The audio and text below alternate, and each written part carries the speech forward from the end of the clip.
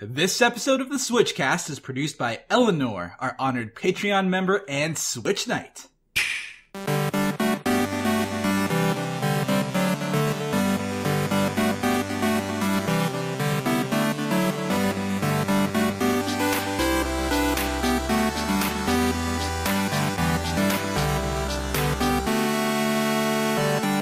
Hi everyone, I'm KC. And I'm JV. And this is the SwitchCast, the podcast for the Nintendo Switch pescatarian. Whoa. And things are feeling anything but fishy this week. JV, we have a very clean, crisp episode for everyone today, and I think that we have a lot of fun stuff to talk about. Yeah, you know, it's always a good time recording with you, KC, and I think this week is no different, considering just the cool games that we're going to be talking about today. Though I will say, guys, I went through a lot of sweat and tears as I tried to hunt down the game I wanted to play this week, or at least start playing this week. It was a lot harder than I expected to get my hands on the Octopath Traveler's Wayfarer edition, the collector's edition version of it. Oh yeah, that pop-up book for this special edition is such a unique gift or a unique bonus that I feel like you had to. Oh, it's beautiful. No, that art book really is gorgeous, and it is something that I do find myself picking up just to stare at every so often. But actually, more than that, the coin is constantly on me now. Like I keep it with me. It's like my favorite little charm. I find myself flipping it. I actually have it in my hand right now. Here's the sound of it. That's me giving a little flip there, and nice. I don't know. I like so many of the things in that it was definitely worth hunting down, but it was not as available as I had expected. In fact, the game in general has had a very big run on it. It's been selling out. It's been hard to get for a lot of people. So you can only imagine how hard it is to get the collector's edition that had a much smaller run. Yeah, I can imagine that. And you would think that a game like Octopath Traveler is a little bit more of a niche game, but considering just how much of a marketing push Square Enix has put on this game on the Nintendo Switch, I think it might be a bit more popular than we would all maybe initially expect. See, I feel very gratified now by all this, because when I saw, I remember seeing at the original Switch reveal trailer when they had the Direct, and we gathered at the Nintendo World Store. I remember they showed like a 5-second clip of this game at that time, and no one even knew what it was. Back then it was called like Project Octopath Traveler, and I knew just from that 5-second clip, I was like, no, this is gonna be an awesome game. And I called it, and everyone just kind of was like, meh on it, you know, but the people grew and they saw where I was coming from, and it started to catch on what I could see in that. So I just feel very happy that, you know, as something I caught that glimpse of, and I knew right away that there's going to be a big one. I mean, it's pretty obvious to anyone that knows KC. Octopath Traveler is like the KC game of all time. It really is. And I will definitely talk just a little bit, because obviously I'm not far enough into it to give it a full review yet, but I definitely want to talk about this first week of playing the game, and if anyone's interested in some of those details of those objects in the Wayfarer edition, I did post on YouTube today my unboxing video of the Wayfarer edition, so you can see all the little trinkets that came in there, and I talk about what my favorite items are. And if you guys got it, I have asked if anyone wants to tell me what their favorite aspect of the collector's edition box is, and definitely let me know. Well, speaking of other JRPGs, though, I heard you beat Xenoblade Chronicles 2. Is that true? I had to. I really did. I've been on chapter 9 of that game for a couple of months now, because I just, I had so many things to play, and I did hit a little bit of a wall in the second to last boss in the game. Right. So I just kind of got a little put off it for a while, but when this came out, I basically said to myself, the night I got Octopath, I was like, I have to beat Xenoblade Chronicles 2. I cannot start Octopath with that hanging over my head. So I finally sat down. It was a blessing that the final chapter is a lot shorter than any of the others. It really was just a lot of story, a lot of concluding stuff, and then there's just like a last boss, basically. Yeah, it was very quick and very dense, and yeah, I feel like I had the same sentiments as you.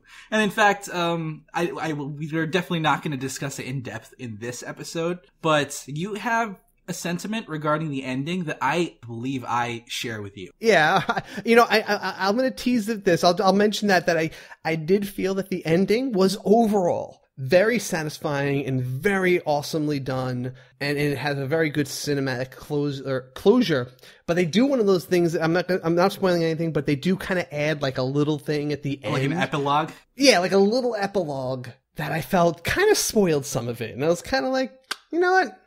I almost wish I didn't see that little last thing at the end of the credits, you know? It's just no, I 100% agree with you. I think the epilogue kind of did spoil the experience, but if I just ignore the epilogue completely and end the game in my mind before the epilogue, I think that ending experience was fantastic. Well, if anyone wants to hear us talk about this more, now I can officially schedule our Xenoblade Chronicles 2 Switch Topics episode. We're going to have a special conversation with JV, myself, and a few members of the Patreon community who are going to join me for a talk. And we're going to go in depth. We're going to talk about everything about this game, the plot, the gameplay, beginning to end, full spoilers. And I'm going to be posting on Patreon to see who would be up to be a guest on the show. And I'm going to prioritize the Switch Kings and the Switch Kaisers down to the Switch Knights first. But if you have any experience with this game and you think you could be on the show, definitely check the Patreon page. I'll be posting on there a request for people to, who want to participate, and you can just comment on there to cast your ballot to, put yourself on there. But anyway, we'll probably do that in the next couple of weeks, so stay tuned for that. Though we do actually have a couple of events coming on within this next weekend. Am I right, Casey? Yes, we do. This very coming weekend, and we have 2 scheduled tournaments. I've already posted the Pocket Rumble tournament for Saturday. That's going to be 7 p.m. Saturday. I'm still trying to see if I can get any prizes scrounged together. At worst case scenario, I'll buy a $20 eShop card for the winner. But I'm trying to see if I can get any more prizes so we can support second, third place as well. And then Sunday, I haven't posted this yet, but Sunday at 7 p.m. we'll do Mario Tennis. That's actually incredibly good timing, because tomorrow, Mario Tennis Aces is receiving a very, very important balance update, which will really change the way online multiplayer works. And we'll cover it more in the news section later. Yeah, so maybe people have about 24 hours or so to get used to the new balance update in time for that little tournament there. So that should be pretty fun as well. I will notice, actually, while planning, though, that tournament, I realized something that was missing from the game that I had not realized before. And this is just kind of silly that it never came up. But I forgot that you can't just pick the court you want to play on. You could just pick which ones it will randomly select between. Yeah, which is, it's interesting. It's kind of frustrating. I mean, I guess you can just tell it, don't pick that pole. Yeah, well, yeah. But I could tell it, don't pick any stage except for this one, right? Except for the pole. Yeah, right, exactly. But I don't know, it's something I realized while trying to play in this tournament. I was like, why wouldn't it just let me pick what stage I want? I was a little, fist wavy about that, but curse you. I can only hope that these updates will keep coming and they'll keep patching these little qualms about this game, because I do want to see catch on more with fun tournaments like this.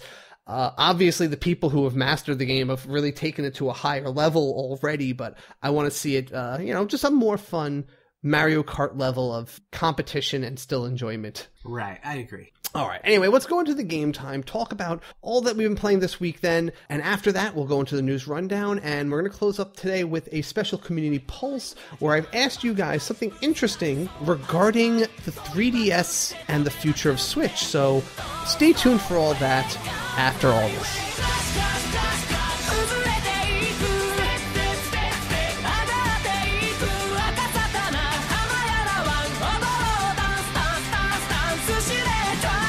All right, game time, and I definitely wanted to kick off this week.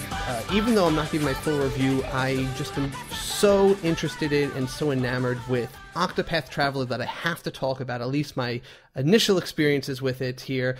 Even though I guess I kind of talked a little bit about it during the demo phase. Yeah. But we've moved a little bit past what that would allow, because basically when the demo came out, obviously it was just the full game, more or less, except you could only play 3 hours into it, and they didn't let you get to the whole map, but it was kind of interesting. But now I've been able to get in, I'd say about 6 or 7 hours since I started playing it here, and I've already noticed how this game is different from almost any other RPG and a few other interesting aspects here.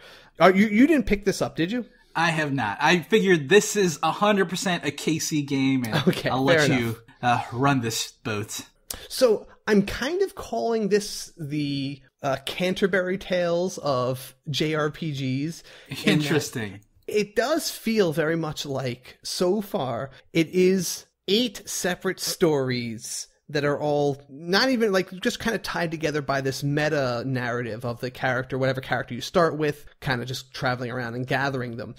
And what's interesting about the way this is being played out right now is that I'm going around, and I guess I could technically go to my character's like second chapter, but I kind of have to grind if I wanted to do that directly. And you're going to want more party members anyway for more power and options in battle. But usually in a game, in a JRPG, the way the story unfolds is, you have your main plot, or at least your initial plot, and then as you go through that, new characters join at those different intervals in the story, and they kind of just get woven into this one storyline. Right now, since I'm just going around, I'm seeing everyone's chapter 1 as I play it. It's very weird in that it's all front-loading all these 8 stories, right? And it's almost like I started with Tressa, and I'm like, all right, I'm very interested. What's her second chapter going to be like? Well, I have to play through 7 chapter 1s before I see her chapter 2, you know what I'm saying? So it goes chapter 1, chapter 1, chapter 1, chapter 1, chapter 1, chapter 1, and then back to the character that you're most interested in? Kinda, yeah, that's kind of what it is. I'm not saying this is a negative, it's just very different. I'm getting introduced to all these characters, and again, I have the option to skip any of their intro storylines. So like when I meet, Hannett the hunter, or huntress, I don't have to watch her story. I can skip her intro chapter and just recruit her, do whatever her first boss fight I have to beat is, and move on. But of course, I want to see all the story. I'm not playing this just to beat it. I want to enjoy every storyline right now. Absolutely. Also interesting, as I'm exploring the world, the side quests or the side dungeons that I stumble upon, it's very nice that I've noticed they give me little level warnings, because you could be just traveling around the level 2 countryside, and then you discover a secret cave, but they tell you when you go in there, this is a level 45 dungeon, and you're like, oh, okay. Might want to watch out. I'm turning around. That's it, So it's a pretty interesting little trait, and I kind of like how they weave that in there, but I'm making a mental note. It's almost like when you play a Metroidvania, right? When you see that, oh, there's a door up there that I can't reach. Mental note when I have double jump. It's always double jump. Yeah, right. Which is, honestly, it's a really interesting way to kind of make the world that you're exploring in feel grander than it is, because you know that there's something coming up in that direction that you'll get to later, but right now you can't get to it, and it's something that you can look forward to. And it's a built-in way to feel like you're progressing. And one other thing I've picked up already is that this game makes the NPCs feel way more interesting and fleshed out than any other RPG I've played before. The combination of the fact that, well, everyone kind of, has pretty decent and unique, texts when you talk to them, but right. There's also I recruited the character that has the scrutinize ability. Basically, he's an investigator type, and he can do a little bit of a detective-y background check on anybody that you encounter. So when he does that, he gives you a little paragraph on like, oh yeah, this guy lost his father in the war. He's been trying to make up for his family's shortcomings by being a really exemplary knight, and he has like a wife and a kid, you know, and like, oh wow, that's interesting that, you know, they told me all this background about this character. It's a bit deeper than you would normally expect from an NPC. Right, exactly. And then there's even the fact that now I also have the priestess who can guide people, so they become kind of a temporary party member. And these same people also have unique abilities that might even fit the like, you know, let's say the merchant guy. He might have a relevant attack in battle that, you know, involves different weapons or being able to upgrade your attack. Things like that. And I'm like, oh wow, even their abilities as followers in battle kind of matches them. It makes them feel fleshed out. I don't feel like these 8 characters are the only ones in the world who have like hero abilities. And yeah. All these people feel like they could be having their own adventures that I'm just not privy to right now. And it really makes the world feel alive and adventurous in a way that I haven't felt any other RPG has done in this way before. Yeah, that's actually a really unique aspect of the game that I feel like seems a little understated when people are talking about this. Right, because, you know, right, and that's the thing about me talking about this on a week-by-week basis right now, is that I'm going to be focusing on these more subtle details as I work my way through this game here. I did hear a lot of people compare it to, Square even said during an interview, they would talk about how one of the big inspirations of this game was Final Fantasy VI. And I didn't really see that at first. Like, I didn't feel that this game had like the gameplay or even the storyline of a Final Fantasy VI, but I guess I see it really strongly in the graphics and the presentation. The presentation. And I kind of realized that I was like, you know what this is? This is kind of like if like Final Fantasy VI had access to future technology. And interesting. This is like the like I've always said that Final Fantasy VI is the pinnacle of old school JRPGs. Like that is, I felt like the perfect, you know, like 16-bit turn-based RPG of the classic age before 7 turned him into like the 3D cinematic kind of thing. Yeah. Okay. I was about to fight you, Casey, but no, you, I agree with that completely. And I even say myself, Final Fantasy IV is actually my personal favorite of that era of RPGs. But 6, I feel like, is like the pinnacle of the development of that genre. But I feel like this is now going back to that and taking modern technology and innovations and just refining it to another level that maybe wasn't quite possible back then. And it does feel like an alternate reality of that era of gaming, and it's quite a beautiful thing. Yeah. So we did discuss how the battle system worked, but as a quick rundown, is that something you can explain to people who might be new to the podcast? Okay, yeah. So the battle system works with so it is a turn-based RPG, and your characters generally have some of them have multiple weapons they can use, and they have a series of spells and, you know, magic points, or they call them SP.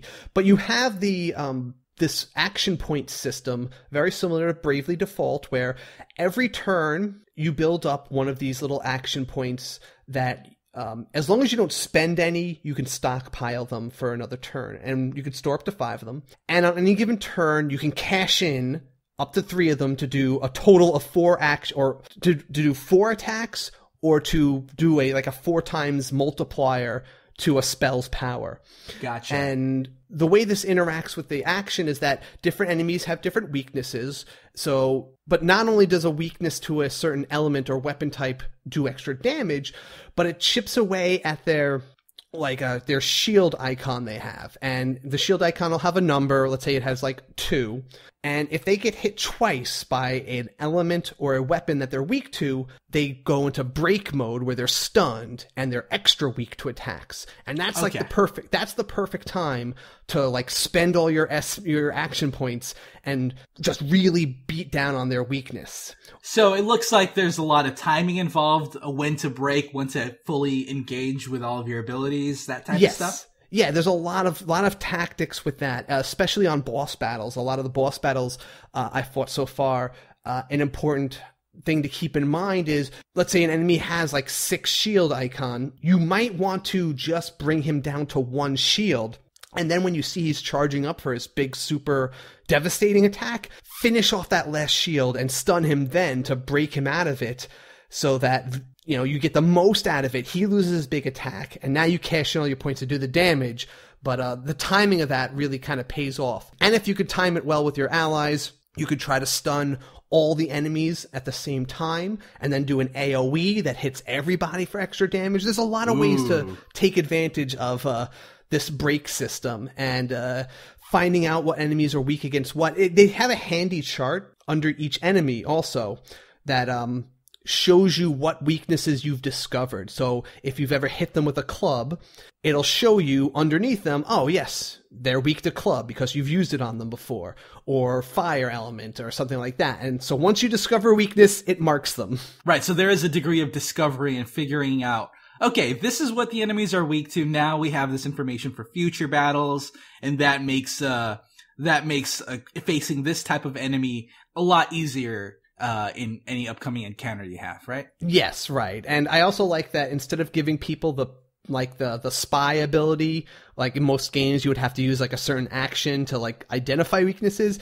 that investigator character, Cyrus, actually, he just has a thing where he'll randomly let you see one weakness of a certain enemy per battle. So he just kind of like automatically lets me spy at a weakness. Whether or not I can take advantage of it with my current setup is another matter, but it's a cool little ability that makes him an interesting support aspect to my team.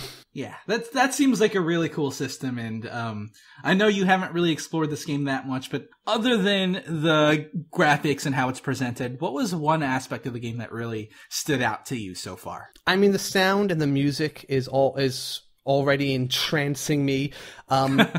It doesn't yet have like what I think it needs, and maybe it has it. I haven't yet identified it. I loved from Final Fantasy VI, one of my favorite things was every character had a leitmotif, a certain instrument and song, a little melody that played that identified that character. So when you heard da na na na, you knew Locke was going to come into the action or something like that. You know, like every character was associated with a song, and I feel like that's something that could really enhance my experience with this game. And I'm hearing the music great right now, and I love it.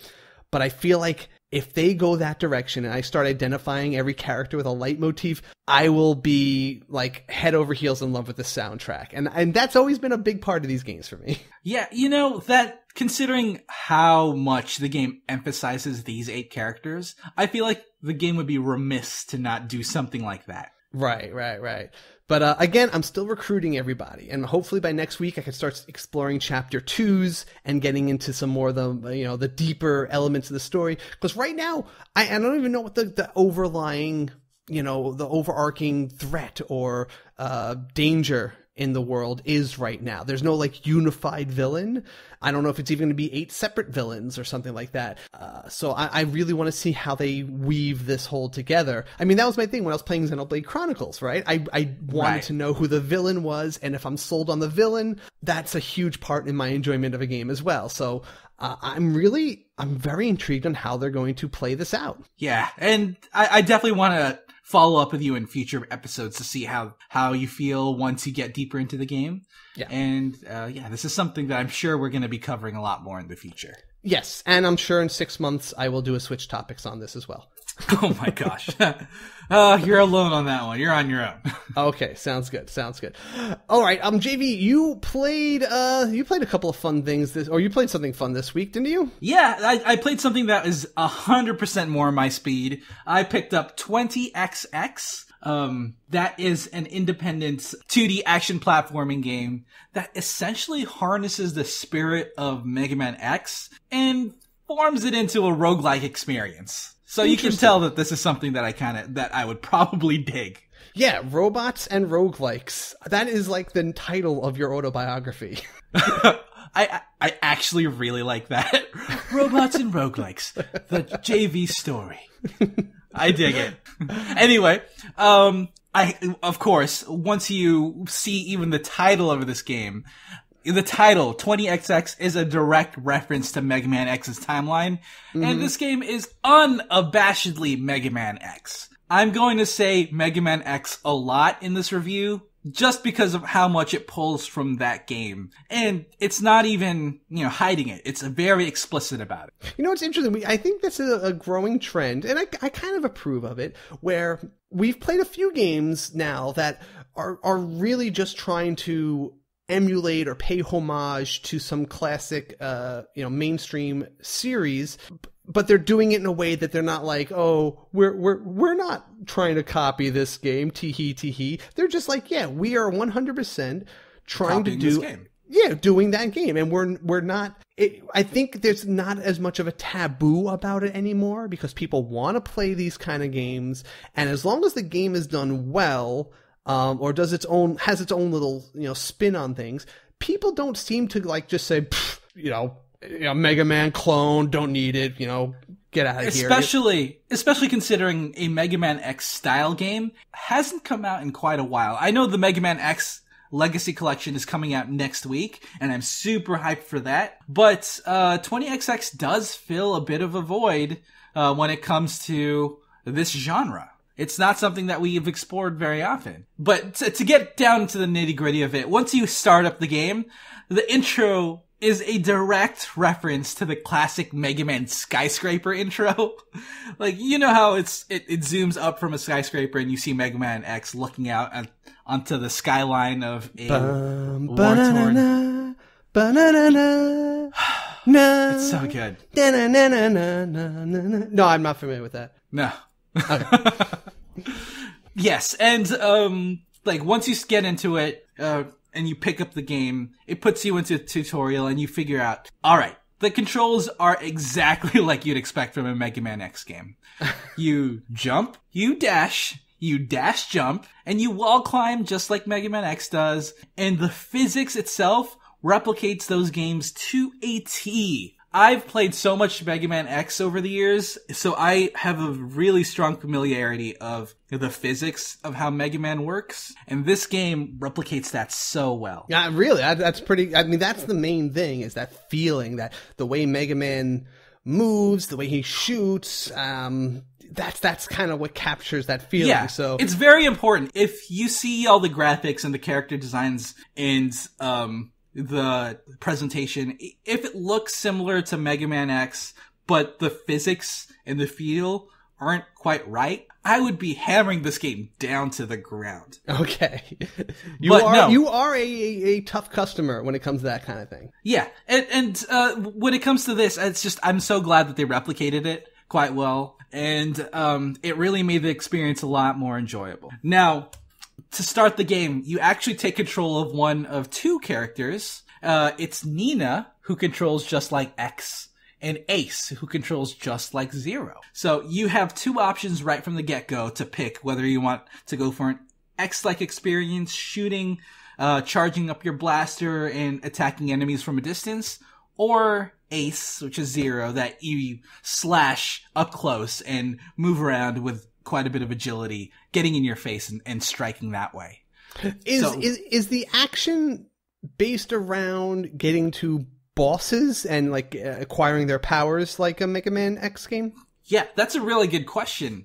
The biggest differentiator of 20XX is the fact that it is a roguelike. So all of the levels that you run into are procedurally generated. So there are a few basic themes that the levels inhibit. Like there's a fire theme, a forest theme, an air theme, an ice theme, and the layout of themselves are very different and are procedurally generated. And at the end of each level, you fight a specific boss type character. And from there, once you defeat that boss, you can get their power temporarily. And then once you defeat the boss, you go into another room that lets you choose 3 of the 8 bosses that you can face next. Okay.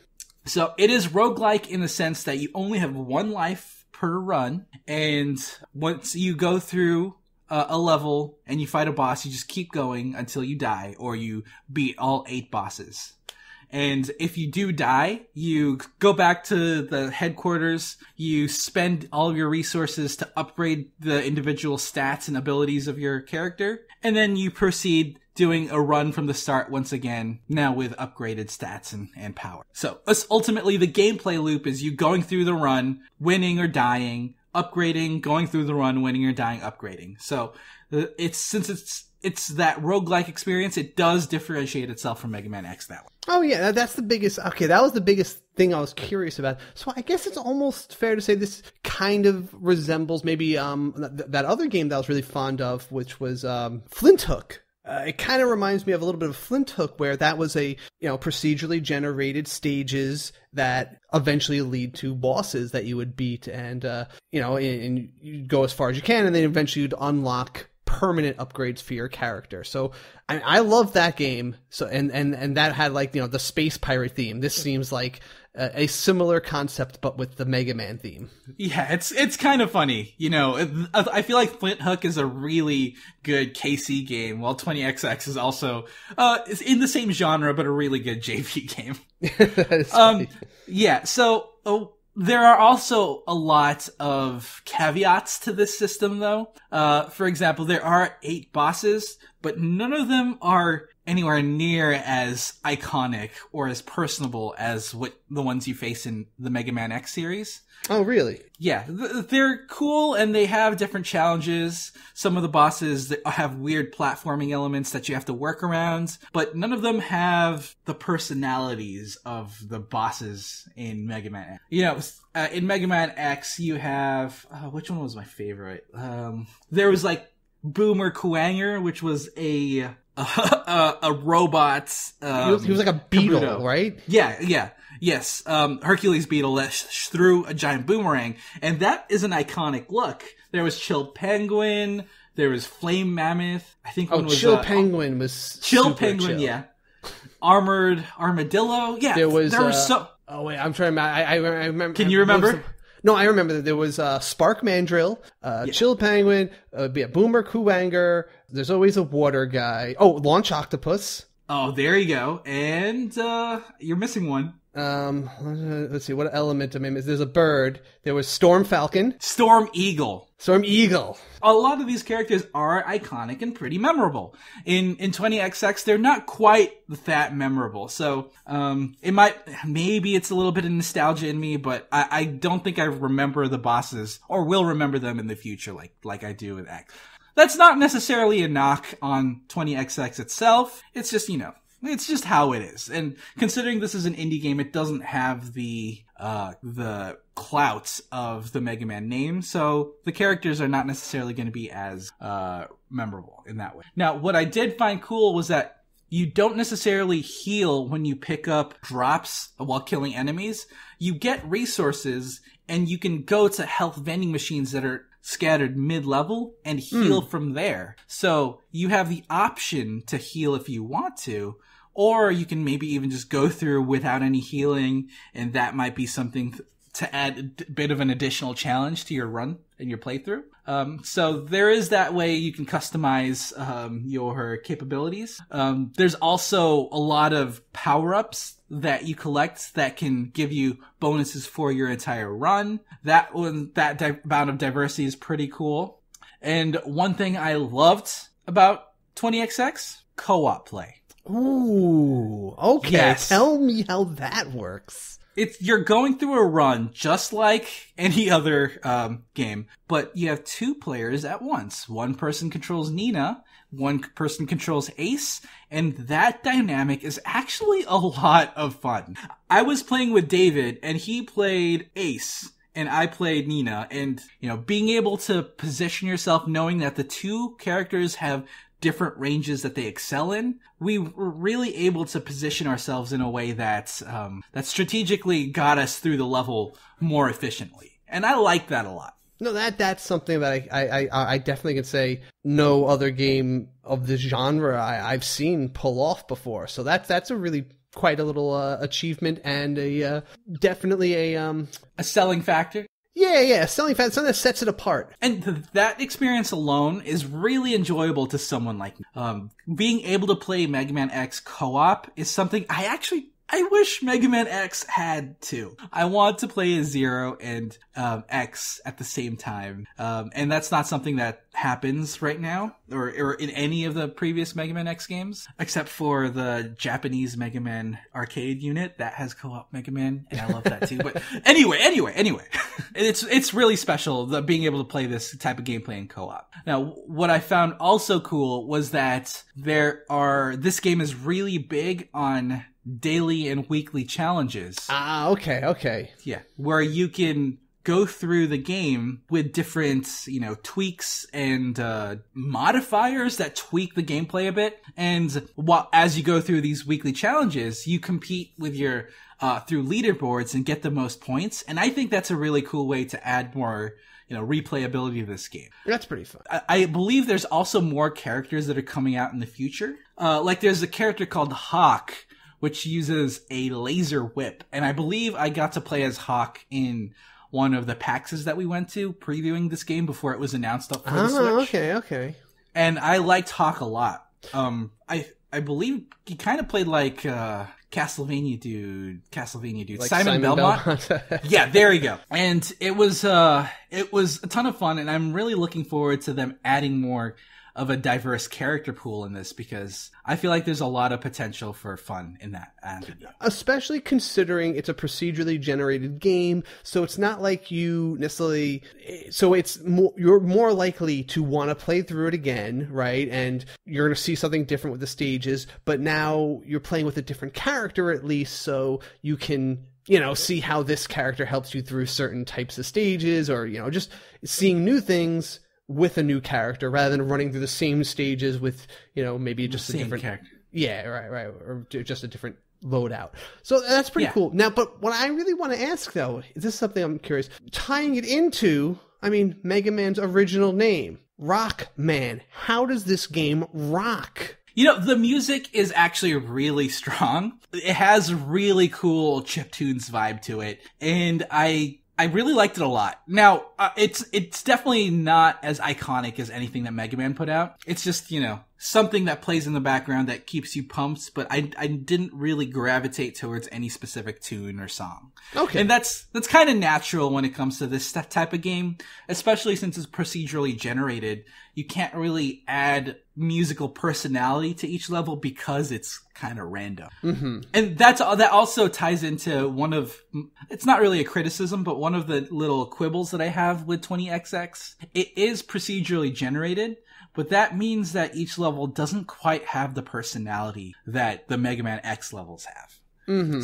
So there is a basic theme that, there's fire, there's lava on the ground sometimes, there's ice, there's rotors, that type of stuff. And you can put them all together and it's fun to platform around. But there's definitely, there isn't as much individual personality that is exhibited. In the original Mega Man games, each level really encompasses the final boss that you're about to face. So, and that was something that I really enjoyed about those games. And the fact that it's not a fixed design means that you don't necessarily get a thrill of blazing through a level just because of how familiar you are to it. Right, so speed runs are not quite the same. Yeah, it's definitely a different experience. And while I can't say one is better than the other, it is definitely different. I do I wouldn't call this a replacement to the Mega Man game because of the level structure and the personality. But overall, I feel like this game is really good, and for the $17.99 price tag, if you really like Mega Man X, and aren't thinking of picking up the Legacy Collection, next week, I think this is a good entry. All right, very cool. All right, I like the way these series are going, and as long as these developers keep doing the original works justice, I think I look forward to more games like this that take something that we love and just recreate it almost in a alternate kind of spin on it. I do have to say one final note about 20XX. I do kind of feel that it's a bit weird that the character designs in game look a little gummy.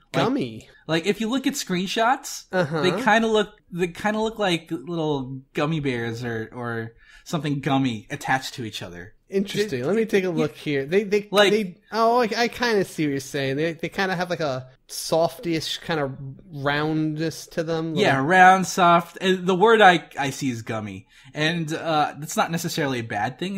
It was just the first thing I saw when I... It makes you want to kind of pop them in your mouth and just like eat them. Yeah, chew on. Nom, nom, 20XD delicious. Yeah, but that's not at all a knock on the game. It's just something that I noticed. Just an aesthetic, and I had to let it out on the podcast. So okay, boom, very cool. 20XX. That was my experience. All right, finally, I spent some time this week. I wanted to play Sushi Striker. This game was actually pretty highly anticipated amongst a few of my Switch Fest members.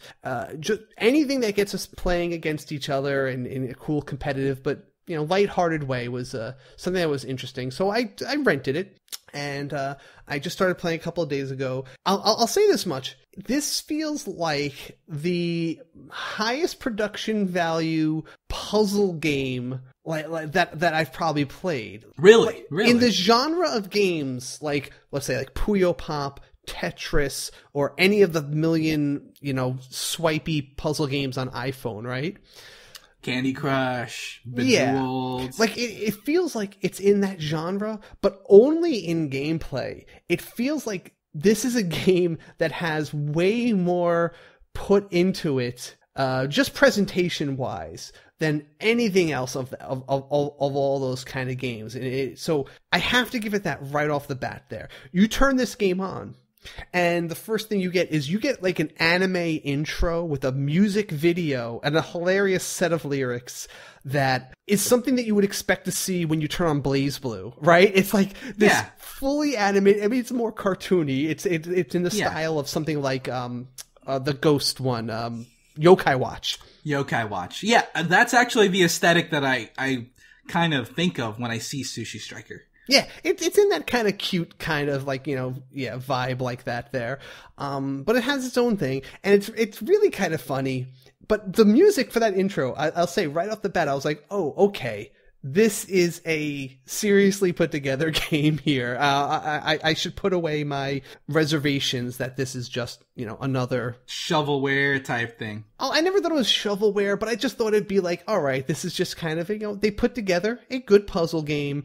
And what more do you really have to do with that, right? Right. Because I have to be honest, when it comes to something like Puyo Puyo Tetris, I do think the story mode was kind of an afterthought. Yeah. And it really rides on the awesome gameplay of Puyo Puyo and Tetris. I'm guessing this isn't quite the same level. It really isn't. I mean, like, when we talk about these kind of games, I notice we say a lot of times, you don't play this kind of game for the story, right? And we say that for these kind of games as almost a way of saying, yeah, there's no real story, but, people talk and you skip it, who cares, right? This game, I think they want you to pay attention to the story a little bit. It's not something that they just throw away at you. You play as this character. You're this boy in this world that it's after the great sushi struggle. It was like this big war. Yeah, there was this huge war, and versus the Empire and the Republic. And the Republic wanted to make sushi available to everyone, and the Empire wanted to keep it only for the elite and hoard the sushi. And I think that in this world there is no actual fish. All sushi comes from these sushi sprites that like just produce it at will, right? So that's where all sushi comes from. So it's not technically dead fish, I guess, so I don't know. But so there's that whole war, and apparently the Empire won because they now control the world and they've locked down sushi. And you sort of have a boy, like, he's just like a hungry kid who's, with other orphans, like war orphans too, at that. And he goes out, he's just trying to find food. And I just kind of find it funny. If this was anything but the general concept of sushi, I would feel like this game is too commercial, because they really sell you on how amazing sushi is and that it's the best food in the world. And wait. Is it not? like he goes out and the first thing he does, he collects fruit, right? And then and it's like, oh, okay, he can eat other things than sushi. And then someone else like steals it and eats it, and they're like, oh, this is garbage. Who would eat fruit? I want sushi. It's like, are you attacking fruit? Is that like... I relate to this game so much already. It's almost like if you were watching the Yu-Gi-Oh anime and it started out with them playing... That's what I was about to say.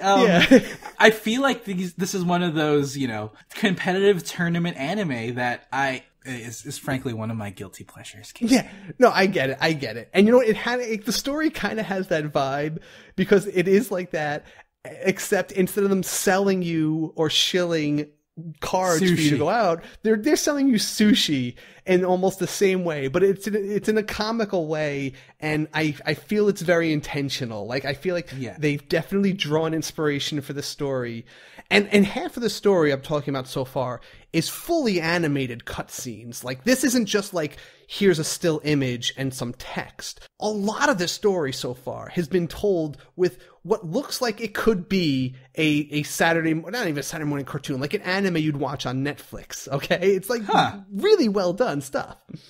So I was really taken with the story of this little puzzle game, which was, I have to say, is a surprise. Yeah, the story of it, I was actually pretty intrigued by the fact that it had a story, but I didn't realize that they just went to the next level when it comes to production value. Yeah, that's pretty cool. Really cool. Oh, and also a little interesting thing I thought was kind of cool.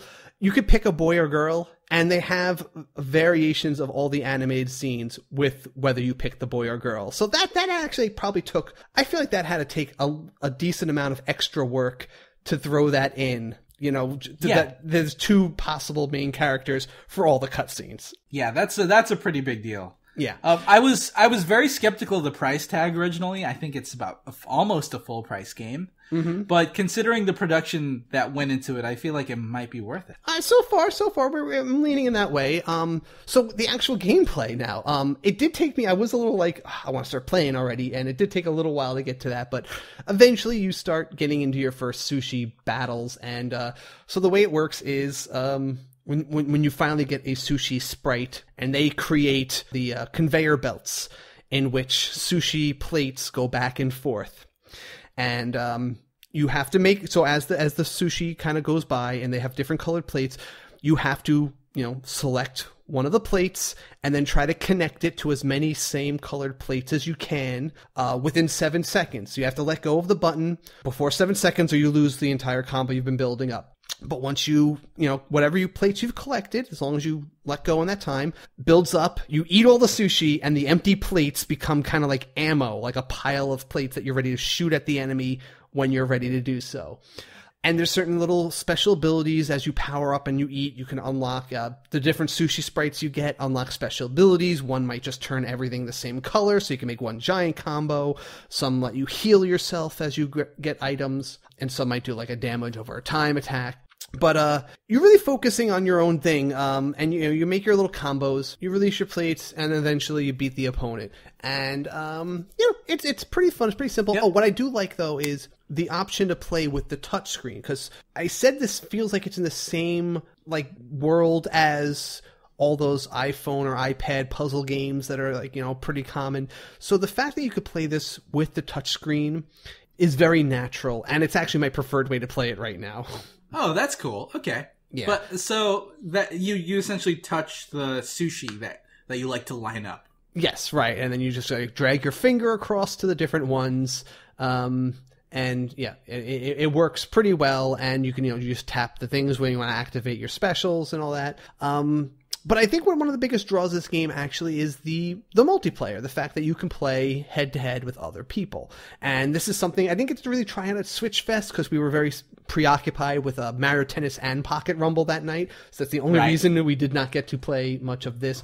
But I did play one or two games at work. And it is a pretty fun and fast puzzle game where the fact that it's hit point based, I think helps make it a faster, more interesting game, because you play something, let's say like Puyo, right? You play something like Tetris, and you get two good players. They're going to keep building up big attacks, countering, and then the tension resets, and then eventually you just have to wait till the speed picks up, and eventually someone dies just because the game's moving at such a high speed. Right. I feel like this with the hit points, right? And even though there's some healing and stuff, I don't think the battles will ever drag out uncomfortably long. It'll be quickly. It's like there's never really a stalemate situation. Yeah, like someone is gonna eventually get to that hit point barrier first, and maybe someone knows how to heal or activate that, but I still feel like the progress is always getting closer and closer towards a victory. And two, I think even high level players will probably just be, someone will be able to knock the other out because they were a 1/10 of a second faster on something. Or maybe they got a little lucky and there was a better chain of, sushi on my side that I saw that I was able to, link just in time to get that last damage off. And I like that. I think some people, though, in this kind of game, maybe they like a little more, building of tension, a little more complex planning and doing all those crazy combos. But someone like me who never got that crazy good at some of those games like Tetris or Puyo, I kind of appreciate the simplicity of this. It's really more about seeing the opportunities. And taking it. Yeah, and taking it. Now, that's not to say I don't think there are complex strategies in this. I already started looking at some of the tutorials on advanced strategies and some of the cooler things you could do. But I think at the end of the day, it's not too brain-burny. It doesn't feel stressful to play. It's just about fast action and observation and, some best practices that you can do. And I kind of like that. It's again, it's another Mario Kart style competition as opposed to F1, or a Gran Turismo style racing competition. Right. And I feel like there is always a place for this type of game because everyone is trying to make their multiplayer game the next esport or the next hardcore competitive, I guess not even fighting game, just a competitive game. This seems like it has a lot more of a chill approach to online multiplayer versus. Yeah, I would agree with that. It's definitely a little more chill. Again, I'm totally willing to buy that there's going to be people, and there probably already are, who are really good at this, who know how to make the crazy combos and, can master it. And that's fine. I just think that it's the kind of game that's really easy for anyone to pick up. And there is no learning barrier, at least getting to that competent level, which is what everyone just wants to be. Everyone just wants to get at least to that competent level and feel like they're playing the game. Whereas even something as popular as Tetris, right? That's something that some people just don't necessarily get how to be competent at. Yeah, right. Yeah. Or even pretty good at. And Puyo, I think, eludes 80% of the people I know. They can do, I know how to match 4 colors. Yeah, but do you know how to make any combos? No, I don't know how that works. Okay. This, you just act fast and, honestly, you could kind of button mash your way to still having a fun time with it. Yeah. That sounds like a fun time. I might actually pick it up for that. Yeah. Now, is it worth the money? Kind of like you said, you mentioned before. I think it is if you're going to play it, even multiplayer. I think if you're going to play it with the multiplayer and maybe even complete the story mode, it can be worth it because I seem like they said they put a lot of work into that story mode and all the things that you unlock and the level ups. I think that's a surprisingly compelling feature of this game. And it's something that I think is missing from a lot of games of this genre. So I think that combined with the online multiplayer and the fun one-on-one nature of it is something that does make it worth the full game price. Very cool. Very cool. Yeah, I dig it. All right. Very cool. Sushi Striker. Let's see if anyone wants to take up the mantle of running tournaments for that. I will be more than happy to help you guys get that off the ground. I feel like there is an audience for tournaments for this game. There should be. Yeah, I think so. Like I said, one of those hardest things is just getting people to play it who aren't great, and I think that's the trick. And I think people are a little more welcoming or feel a little more comfortable jumping into a game like this than something like Puyo that takes some more skill to be all right at. Right. All right, so that is our game time. Let's go into the news rundown. Let's do it.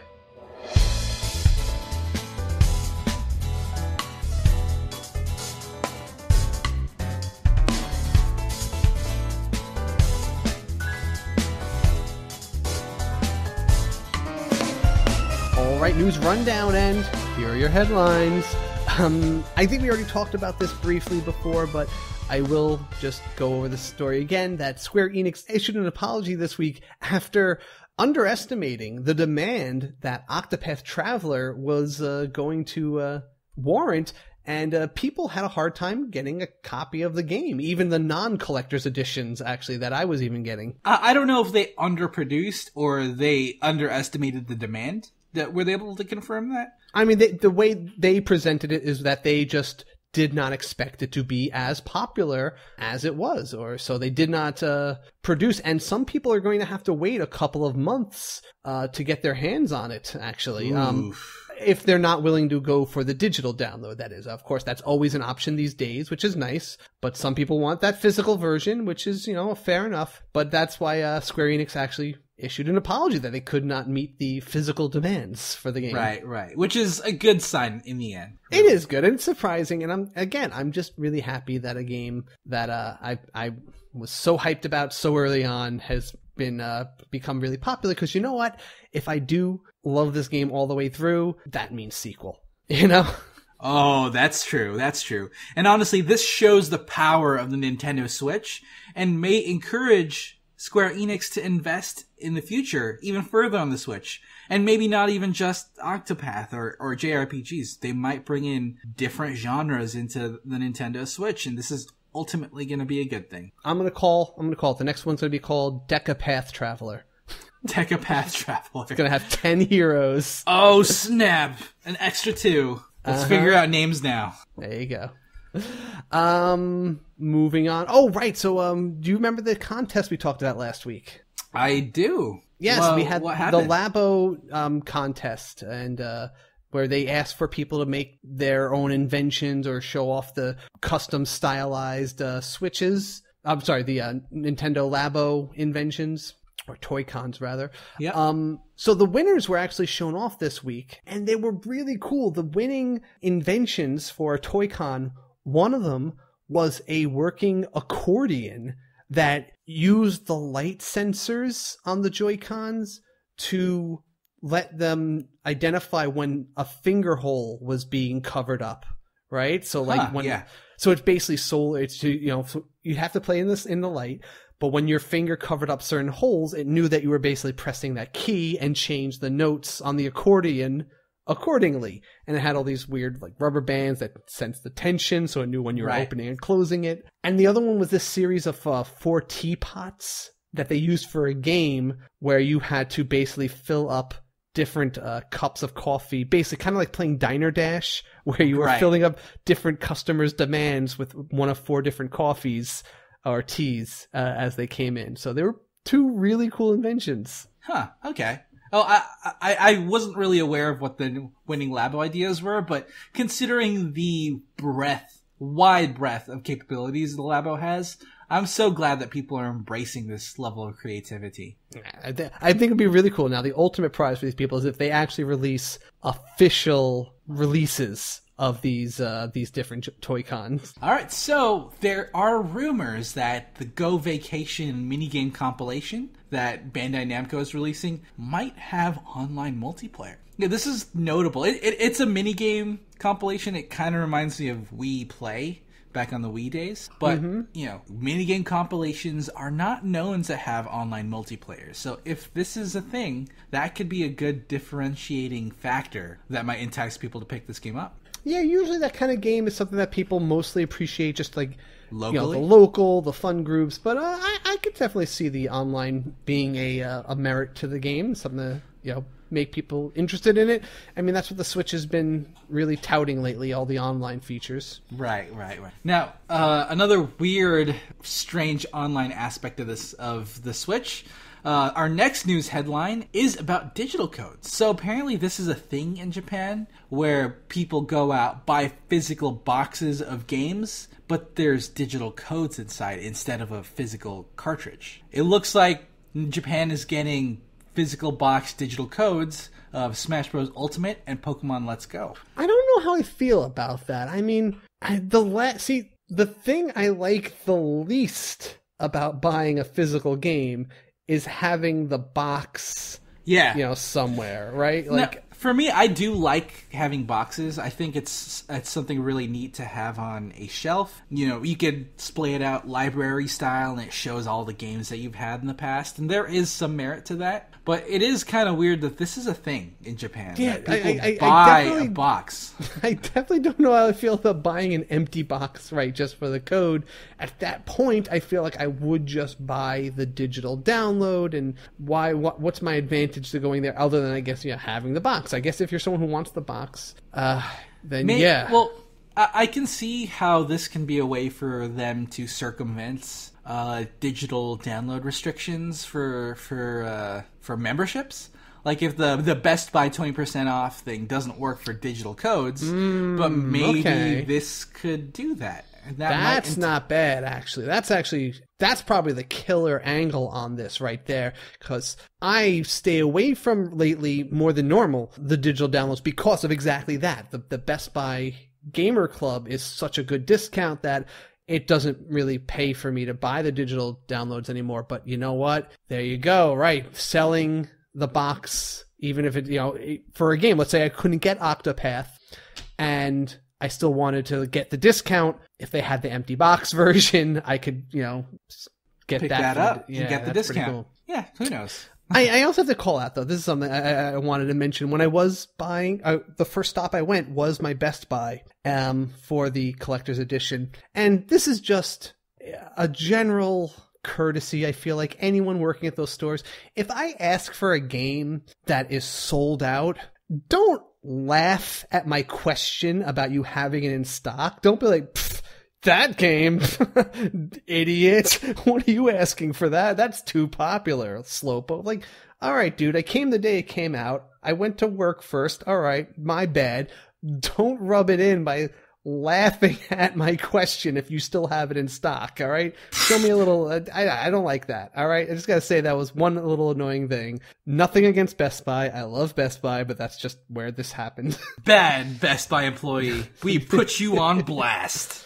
You are canceled. But I actually visited a few Best Buys while hunting it down, and eventually I was very lucky, though. Nintendo World Store always keeps those because they get more of it than anyone else, right? Of course, I think naturally. Every GameStop and every Best Buy got like a very limited supply of them, and you had to pre-order to get them. But the Nintendo Store just they get a truckload of them, and I was still able to get it rather easily, showing up later in the day of the release. So anyway, that's the conclusion of that whole hunt story. Nice. Interesting release though.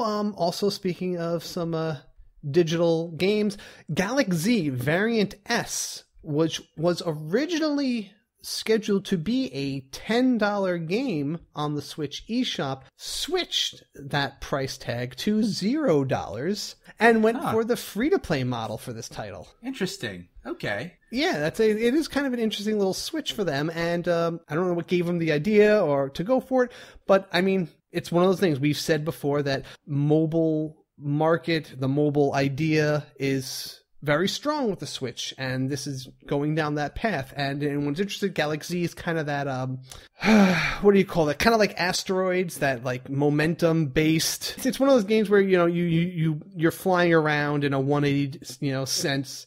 And it's little robot guys, which, is always cool for someone like JV, and I think it's pretty cool. And I remember looking at this game way back, and I think I tried this out like a year ago. Well, the prequel, like just Galaxy.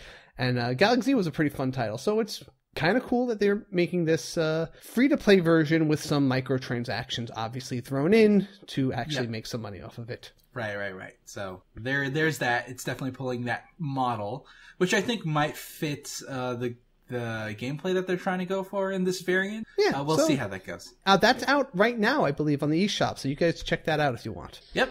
JV, what's new in the updates world? All right, so this one is a big one, and we hinted at this earlier in this episode. It looks like Mario Tennis Aces is finally getting the balance patch that everyone's looking for.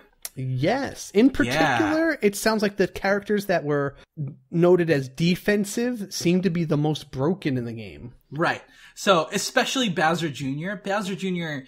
has extending arms that give you a lot more leeway when it comes to serving the ball back. And they adjusted just how quickly Bowser Jr. can move when charging a shot and changing a bunch of angles too. There's also a big balance update where they adjusted the amount of energy that you get when you perform a trick shot. Yeah.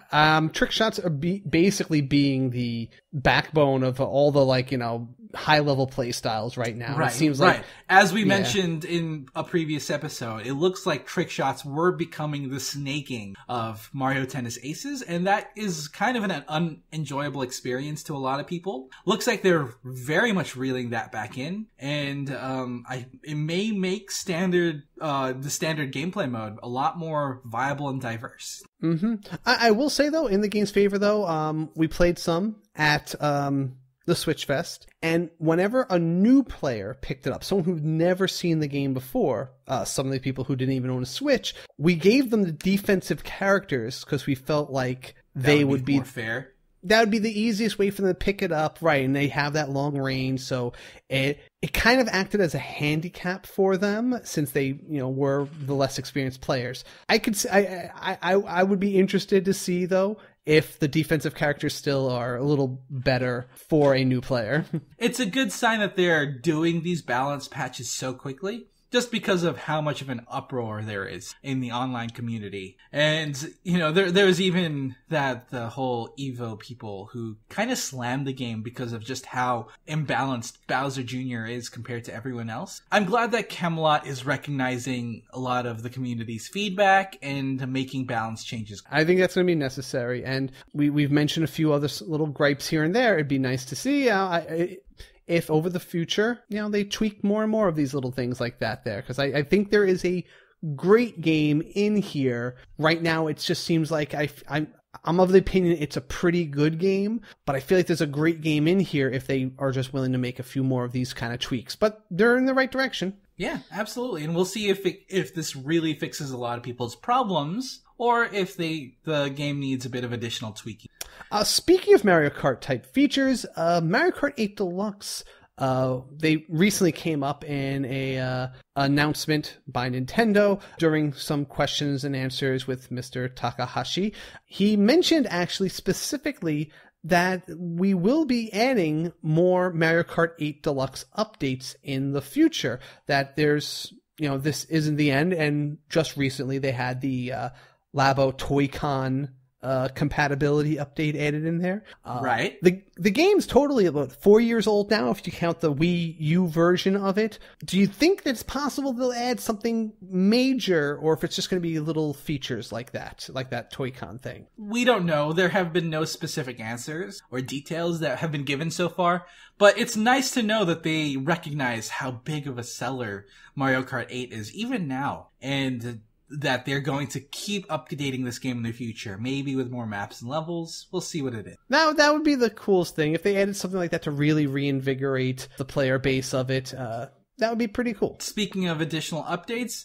Fortnite is adding motion controls to the Switch, which is huge because that's one of the differentiating factors that the Switch version has that the other consoles don't really provide. And, you know, honestly, it's something that I naturally wanted when I first started playing that game. I just kind of defaulted to Splatoon type battle, and I was trying to aim by turning my Switch everywhere. Yeah, it's a pretty big deal. And there are a bunch of other additions that they had that are a big deal as well. It looks like they're adding a terrain cart, an ATK, an all-terrain cart, which lets you drive your whole squad around throughout the map, which is something that I feel like was really missing from this game. I'm not really a big fan of the movements when it comes to this game because of how dependent it is on the building aspects, but having a vehicle like PUBG in this game really, really feels good.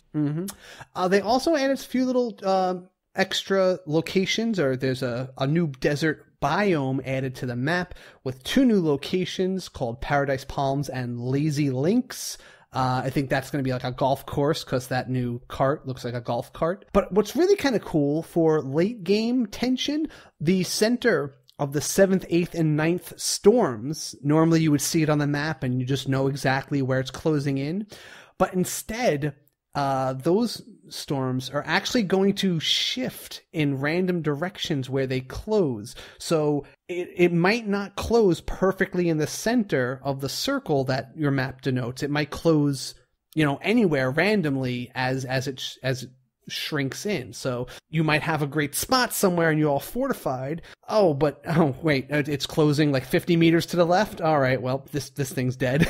Yeah, which is interesting to add a bit of randomness to the game. Mm-hmm. But I will say one last thing about that motion control thing. I always feel like the players with the mouse, because remember we're playing cross-platform with the PC people too. They have those mouse aiming, and that's a big deal. And I feel like the only real compensation we get would be something like the motion control aiming. That's the only way I can even come close to the precision, I think, someone of a mouse controller. Right. It's as close as a controller can get to the mouse and keyboard level of granular movement. And it's nice that we have that slight advantage on the Switch side. Yeah. All right, down the pipe, a few games coming in the near future. Oh, we got in October 26th, we have Nero, Nothing Ever Remains Obscure. This is a kind of an exploration puzzle game. Cool, like, it kind of looks like that planet from Avatar. What was that one called? It has all these, like, fluorescent creatures, and your guys are dressed like black mages, but it's a pretty looking game with some interesting story, it looks like. State of Anarchy, Master of Mayhem, which is coming August 1st and looks like if you cross Doodle Jump with a twin stick shooter. So Doodle Shoot. Yes, there you go. Doodle Shooter. That's cool. We got our first Digimon game coming next year, was revealed. Digimon Survive. And I'll say, just from the one, like the art for the game, I like the art direction that this one's going in. The Digimon video games have always had a little bit of a unique art style to it compared to the Digimon anime, and I do like the different spins on the Digimon art style. It definitely shows that the video games are a different beast from it's a lot less cutesy poo as like the anime. It looks a little more, I don't know, just a little more serious. Well, I wouldn't even call it necessarily serious, but it's less kiddie whimsical. Yeah, that's and what more, I say, and more, like pretty straightforward characters with a nice palette. It looks more tween than, preteen. We'll go with that. Will, A Wonderful World. This is really cool. This is a puzzle game. It looks like it has like a pretty serious, mature storyline, but it is a puzzle solving game with it looks like you're altering people's fates by rearranging the messages that you uncovered about them. Like, you'll find different pieces of the story and you can rearrange them to like rearrange the events they go through, and you're trying to like save people from like their death as and I think you're like a god of some sorts, like altering people's fates. Interesting, and but it seems like they somehow have mixed in Layton style puzzles into this game as well. So, I wonder if that's something you might be interested in, then, Casey. This looks like it's fairly up my alley. Like it looks like a darker, a more serious Layton type game, a little less lighthearted kind of storyline as those. But it's pretty cool. I'll be keeping an eye on this one. Again, that's coming sometime this year. Stay, also going down this dark path. This is a real-time puzzle game. It looks like a point-and-click adventure style game to me. So the basic premise is that there's a character, he's a psychiatrist, I think, and he's been knocked out, and he wakes up in this room where he's trapped, and he has a limited time to escape. Now, the only access he has to any help is through this computer, and he gets to access some chat room, and you are actually a person in that chat room who's feeding him advice and talking to him to guide him out of the room. That's cool. Now, the real twist on this is the game completely takes place in real time, and that includes time you're not playing the game. If you set him on a task, you turn off the game, that clock is still ticking. And if you ignore him for too long and you don't check in on him enough, he might like stop trusting you. He might get mad. It looks like he might kill himself while you're not there, enough. It's a pretty intense game in that regards there. It reminds me of the Lifeline series of, there's these like choose your own adventure type books on iPhone.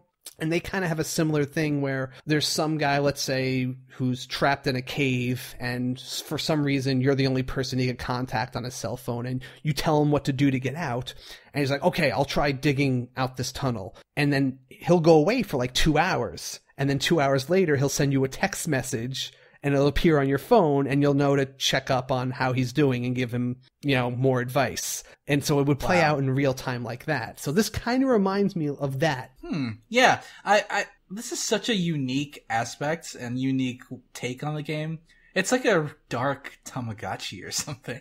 That's a way to look at it, yeah. That's coming out this summer. And to end things on a more cheerful note, the newest addition to the Altair series, Nelke and the Legendary Alchemist, was announced to be coming out this winter, and this is a spin-off series. These are actually pretty strong RPG series. They're very complex, usually with a lot of crafting and slice-of-life type storylines, very flowery art. They always feel like they're pretty female-leaning games, but they're pretty strong RPGs, and I think that they have a pretty good following here. Anyway, another one of it coming out on the system. I think it's worth checking out if any of that sounds interesting to you. It's a pretty popular franchise. All right, so tell us what are the new releases for this week, JV? So on July 19th, we are getting No Reload Heroes, Lost Phone Stories, ACA Neo Geo League Bowling, Guts and Glory, Johnny Turbo's Arcade Shootout, Frost, Pool Panic, Chicken Assassin Reloaded, Tanzia, Sausage Sports Club, and Arcade Archive City Connection, and Starship Avenger Operation Take Back Earth. On July 20th, we are getting Hiroki, VSR Void Space Racing, Werewolf Pinball, and Spheroids.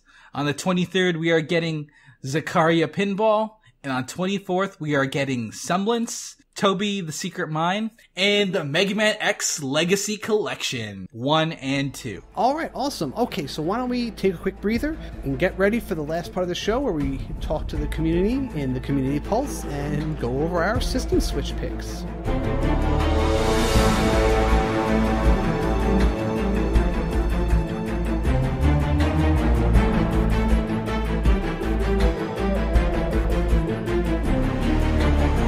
All right, Community Pulse. We wanted to ask you guys this week about how many of you play your 3DS still, and if so, what are you playing, and whether you'd like to see Nintendo develop a successor to the 3DS, or do you think it'd be better if they adapted the Switch to kind of fill in that space there? So, and this all comes in light of Nintendo making some announcements about considering a successor to the 3DS. Right. So, why don't you pick one of these fine responses? We got a lot of them, actually. Oh, yeah. This is a pretty popular topic. And to start us off, we got Lawson Culver. The only game I've played on 3DS since the Switch was released is Metroid Samus Returns. I haven't touched that in months, however, and there are just too many things to play on my Switch. I feel like a lot of people are in the same boat as you, Lawson. Metroid Samus Returns was a big pull to get people to play the 3DS again, but I can't really think of any compelling 3DS games that would pull me away from the multitudes of games that are coming out on the Switch. The only one I could think of that I really was tempted was Lost Oasis or Lost Oasis? Lost Oasis. Yeah, that's the only one that I was like really tempted to, but I'm just kind of hoping that someday comes to Switch somehow. Right. Somehow. Let's go with Peter J. Ortiz. He wrote, I haven't played my 3DS on a regular basis since the Switch was out. I don't think we'll get a straight-up 3DS successor, but rather a smaller Switch that's cheaper, looks more attractive for kids in terms of form factor, and plays all Switch games. I was originally against the idea, but the more I think about it, the more it makes sense to me. That is funny. I remember when we first brought up this topic, maybe half a year ago. No, a bit more than that, I think. Yeah, probably even a year ago. Yeah. This was something that was pretty divisive amongst people, and yeah, Peter was one of the people who actually was fairly staunchly like against it, I think. But it's interesting that people are kind of maybe coming around to the idea over time. Yeah, well, now that we kind of have a better idea of the most common uses people have for it, we'll be able to. We now have a better picture of what would best serve people's needs in the future. Mm-hmm. Now, I saw a pretty good comment from S. Scott Tilton. He says, I dust it off every once in a while. I have Dragon Quest VIII and Pokemon Moon that I like to go back to on occasion, so I'm just can't bring myself to get rid of them. But more than anything, the really antiquated interface on the 3DS really discourages me from playing it with any regularity. Yeah, that's a good point. I did pick up my 3DS recently just to see how it feels in my hands once again, and that interface is so old school. I just love that the Nintendo Switch went with a more minimalist, clean style, and it's not as extravagant and maybe even off-putting as the 3DS interface. Daniel Brennan wrote, absolutely. I am currently playing Ever Oasis and Bravely Default. That's another good title actually too. I am also constantly playing through all the Fire Emblem games, and I play the Nintendo mini games on a daily basis. That's actually one of those big things, I think. If this would truly replace the 3DS, I really think it would need not the Street Pass functionality, but those really, really mini games that had some sort of like, that built-in kind of just simple fun factor, like those weird mini games that you collect the puzzle pieces over time, just something like that. I feel was like that was a really compelling thing to the 3DS, at least when it first came out. Something that gets you to hop onto the console without necessarily investing into a full-fledged game. Yeah, right. Just something mini like that, I think was a compelling feature of it, especially again when it first came out. We were obsessed with it, and it kind of faded, and it came back when they released the new mini games, and then it faded again. He also wrote though, I really don't like taking my Switch out on the subway, so I'm still playing my 3DS and even my Advance SP. That's another thing too. I think since the Switch right now is not really pocketable, it does make it something that some people still don't want to take out in like a subway situation. They don't want to take it out when they're in any kind of public place and still have to put it away. And I had to work out a lot of, it took me a while to work out how I do that myself even. Yeah, I can definitely understand that. I don't go on subways because we don't have a subway system here in Austin, but I can definitely empathize with the hesitation to bust it out on a tight space like that. So Jeffrey M. Batson said, I actually sold my 3DS XL to help soften the financial blow of my Switch. I don't regret the decision as there were some mechanical problems. Now that I have disposable income, I toy with the idea of getting a collector's edition of a new 2DS XL, mainly for the 3DS's extensive and solid library of games. That is definitely something that we can never forget about the 3DS. It has such a good library of games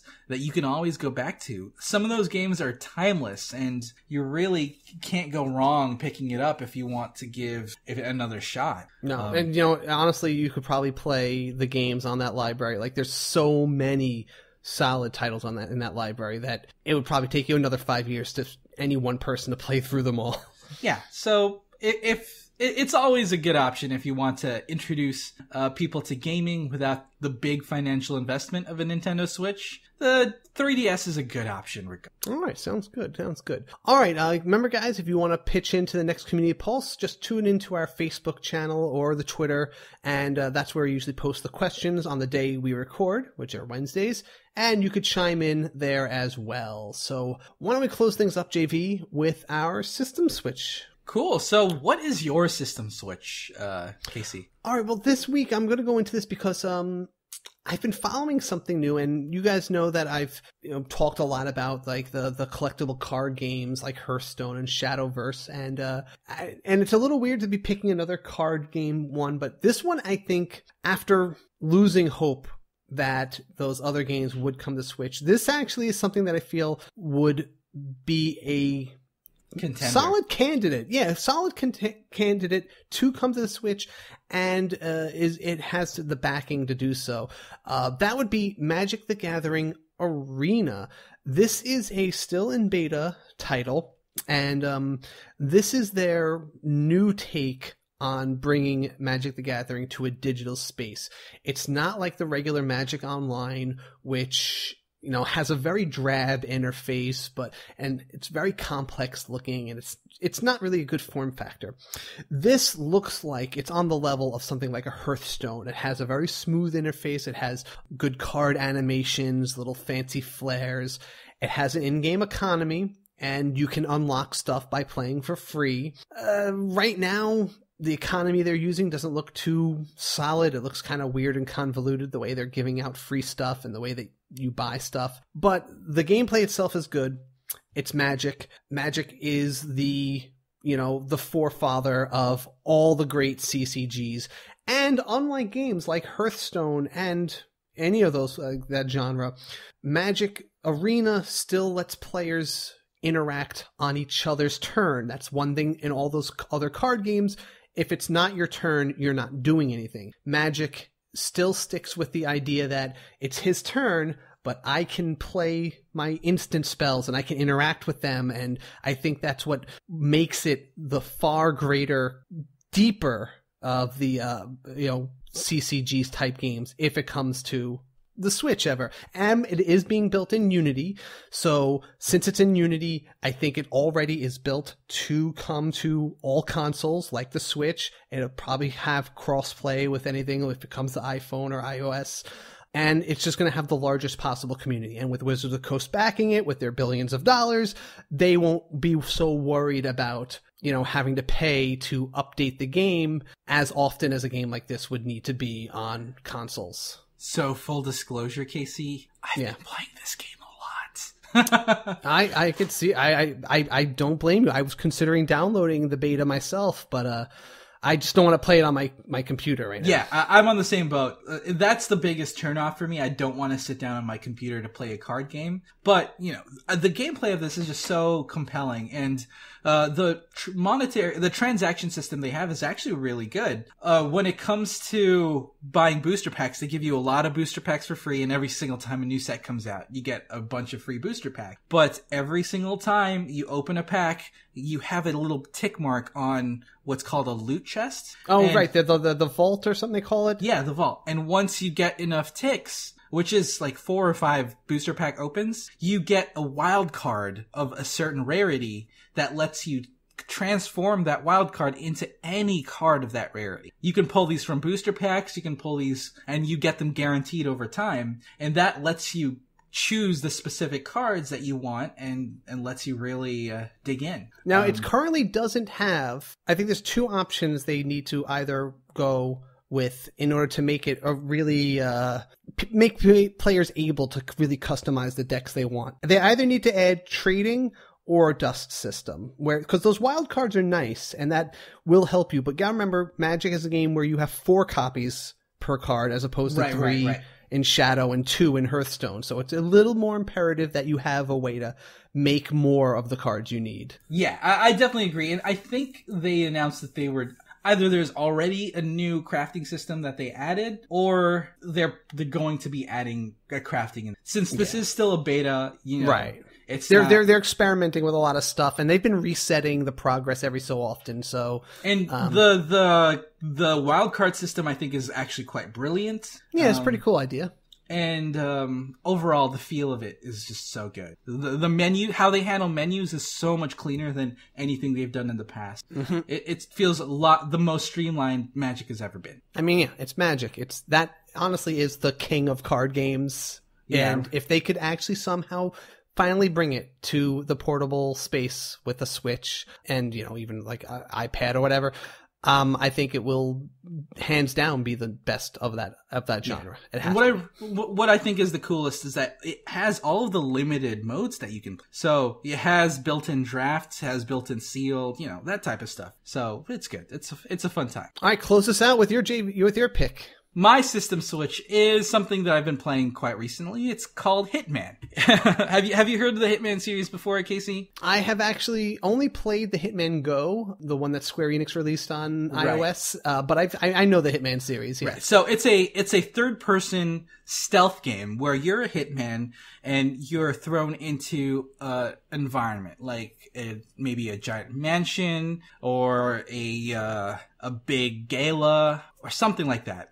And your objective is to kill a specific target or a specific number of targets. How you go about doing this is completely up to you, and that open direction aspect of this game is what really sells. You're the hitman, and you go around and you can silence people, you can kill them, or you can stun them and take their costumes as or take their uniforms as costumes and pretend to be specific aspects of the environment. You use the environment and you use the tools that are available to you to really get your target. That gameplay is always really compelling to me because of how open-ended it is.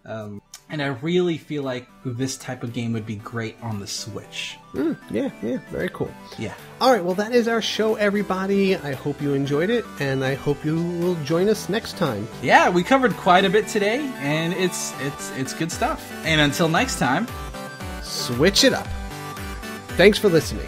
You can support the SwitchCast by visiting us at patreon.com/theswitchcast and join the review crew by rating us and subscribing on Apple Podcasts or wherever you get your podcasts from. Also check out our Discord chat where we have an enthusiastic bunch of Switch fans in a family-friendly environment. Also join our Facebook group for daily discussion and quite a bit of activity towards the Switch itself. You can also contact us directly via email at kc@theswitchcast.com and jv@theswitchcast.com. Talk to us on Twitter @theswitchcast. Thank you, HeatleyBros, for the theme music. And check us out on our website at theswitchcast.com, where we will post all relevant links and show notes. Promotional considerations provided by publishers in the form of review copies of games. Digimon, Digital Monsters, Digimon are the July 29th.